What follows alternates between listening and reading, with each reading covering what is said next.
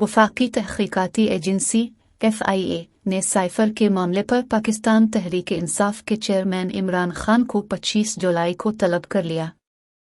FIA ने इमरान खान को notice जारी कर दिया और उन्हें नोटिस बनी गाला और जमान पार्क के पते पर जारी किया गया। नोटिस के मतन के मुताबिक चेयरमैन PTI के खिलाफ साइफर को सियासी मकासद के लिए इस्तेमाल करने पर तहकीकात जारी हैं और FIA की ज्वाइंट इंक्वायरी टीम साइफर मामले की तहकीकात कर रही है।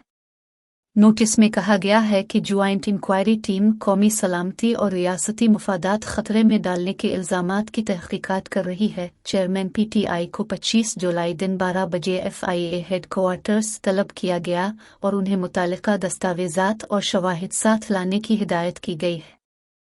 ख्याल रहे कि साबिक वजीर आज़म इमरान खान के साबिक प्रिंसिपल सेक्रेटरी आज़म खान ने साइफर से मुतालिक अपना बयान रिकॉर्ड कराया है, जिसमें उन्होंने साइफर को एक सोची समझी साजिश करार दिया है।